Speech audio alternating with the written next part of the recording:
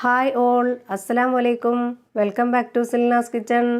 ഇന്നത്തെ റെസിപ്പി 3 ചേരുവ കൊണ്ട് നാവിൽ അലിഞ്ഞിറങ്ങുന്ന അത്രയും ടേസ്റ്റി ആയിട്ടുള്ള നല്ലൊരു പഞ്ഞ് പോലത്തെ പലഹാരത്തിൻ്റെ റെസിപ്പിയാണ്. ഈ റെസിപ്പിയിലോട്ട് കിടക്കുന്നതിന് മുമ്പായി എൻ്റെ ചാനൽ ആദ്യമായിട്ട് കാണുന്നവരാണെങ്കിൽ പ്ലീസ് ഒന്ന് സബ്സ്ക്രൈബ് ചെയ്തേക്കണേ. ഇനി നമുക്ക് റെസിപ്പിയിലോട്ട് കിടക്കാം.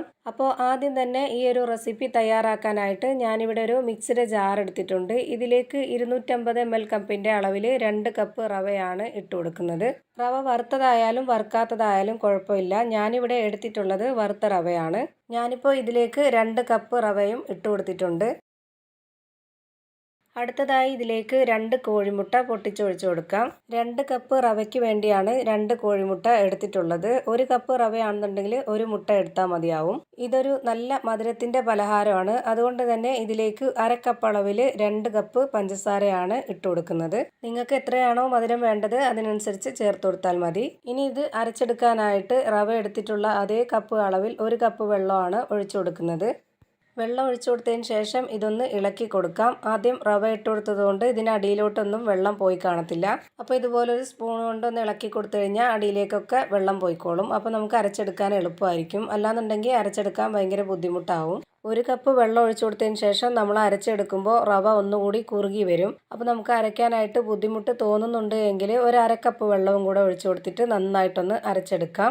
ആദ്യം തന്നെ ഒന്നിച്ച് 1.5 കപ്പ് വെള്ളം ഒഴിച്ചു കൊടുത്തു കഴിഞ്ഞാൽ പരുവത്തിന് കിട്ടത്തില്ല. ഇനി ഇത് നന്നായിട്ടൊന്ന് അരച്ചെടുക്കാം. ഇനി അരച്ചെടുത്ത മിക്സ് ഒരു ബൗളിലേക്ക് ഒഴിച്ചു കൊടുക്കുന്നുണ്ട്. ഈ മാവ് അരച്ചെടുക്കുമ്പോൾ ഈ ഒരു പരുവത്തിലാണ് കിട്ടേണ്ടത്. ഇനി ഇതിലേക്ക് നല്ലൊരു മണത്തിന് വേണ്ടി ഒരു 3 ഏലക്ക തല്ലിയത് ഇട്ട് കൊടുക്കാം. ഇനി ഇതിലേക്ക് ഒഴിച്ചു കൊടുക്കുന്നത് പാലാണ്. ഞാനിപ്പോൾ എടുത്തിട്ടുള്ളത് തേങ്ങാപ്പാലാണ്. പശുവിൻ പാലായിരുന്നാലും കുഴപ്പമില്ല. തേങ്ങാപ്പാലിലാണ് ഒന്നുകൂടി ടേസ്റ്റ് ആയിട്ട് കിട്ടുന്നത്.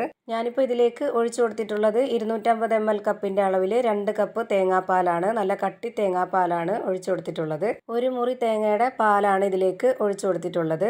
ഇനി ഇതിലേക്ക് ഇട്ട് കൊടുത്തിട്ടുള്ള മധുരത്തിനെ ഒന്ന് ബാലൻസ് ചെയ്യാനായിട്ട് ഒരു നുള്ള് ഉപ്പിട്ട് കൊടുക്കാം. ഇനി ഇത് നന്നായിട്ടൊന്ന് ഇളക്കി യോജിപ്പിച്ചെടുക്കാം.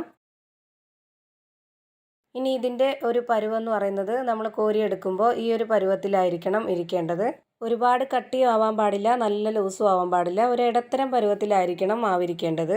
ഇനി ഇത് ആവിയിലാണ് വേവിച്ചെടുക്കുന്നത്. അപ്പോൾ ഇത് വേവിച്ചെടുക്കാനായിട്ട് ഞാനിവിടെ കേക്കിൻ്റെ മൗൾഡിലേക്ക് കുറച്ച് നെയ്യൊന്ന് സ്പ്രെഡ് ചെയ്തതിന് ശേഷം അതിലേക്കാണ് ഒഴിച്ചു കൊടുക്കുന്നത്. ഞാനിപ്പോൾ ഈ ഒരു മൗൾഡിലേക്ക് മുഴുവൻ മാവും ഒഴിച്ചു കൊടുത്തിട്ടാണ് വേവിച്ചെടുക്കുന്നത്. പുഡിങ്ങിൻ്റെയൊക്കെ ആ ഒരു ഇതുപോലെ നല്ല വലിപ്പത്തിൽ കിട്ടാൻ വേണ്ടിയിട്ടാണ്. നിങ്ങൾക്ക് ചെറുതായിട്ട് വേവിച്ചെടുത്താൽ മതി എന്നുണ്ടെങ്കിൽ ചോറ് കഴിക്കുന്ന സാധാ സ്റ്റീൽ പ്ലേറ്റിൽ കുറച്ച് നെയ്യൊന്ന് സ്പ്രെഡ് ചെയ്തതിന് ശേഷം ഒരു 3 തവണയൊക്കെ ആയിട്ട് മാവ് ഒഴിച്ചു കൊടുത്ത് വേവിച്ചെടുത്താൽ മതി.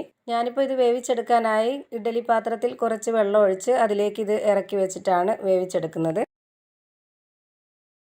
ഇപ്പോൾ ഇത് വെന്ത് വരാനായിട്ടുള്ള ടൈം ആയിട്ടുണ്ട്. ഇനി ഇത് തുറന്ന് നോക്കാം. ഇത് വെന്തോന്ന് അറിയാൻ വേണ്ടി ഒരു സ്പൂൺ കൊണ്ടോ അല്ലാന്നുണ്ടെങ്കിൽ ഒരു ടൂത്ത് പിക്ക് കൊണ്ടോ ഒന്ന് കുത്തി നോക്കിയാൽ മതി. അപ്പോൾ നമുക്ക് മാവൊന്നും പറ്റി പിടിക്കുന്നില്ല എന്നുണ്ടെങ്കിൽ നമ്മുടെ പലഹാരം റെഡി ആയിട്ടുണ്ട്. ഇപ്പോൾ നമ്മുടെ നല്ല ടേസ്റ്റി ആയിട്ടുള്ള ഒരു അടിപൊളി പഞ്ഞ് പോലത്തെ പലഹാരത്തിൻ്റെ റെസിപ്പി റെഡി ആയിട്ടുണ്ട്. ഇത്രയേ ഉള്ളൂ നമ്മുടെ ഇന്നത്തെ റെസിപ്പി. റെസിപ്പി ഇഷ്ടമായാൽ ലൈക്ക് ചെയ്യാനും കമൻറ്റ് ചെയ്യാനും ഷെയർ ചെയ്യാനും മറക്കരുത്. അതുപോലെ തന്നെ ഞാനിടുന്ന പുതിയ വീഡിയോസ് നോട്ടിഫിക്കേഷനായിട്ട് കിട്ടുന്നതിന് വേണ്ടി സബ്സ്ക്രൈബ് ചെയ്ത് ബെല്ലൈക്കൺ അമർത്തി അതിൽ ഓൾ എന്ന ഓപ്ഷൻ എനേബിൾ ചെയ്ത് കൊടുക്കാനും മറക്കരുത്. പുതിയൊരു വീഡിയോയുമായി വീണ്ടും വരും. Thank you for watching.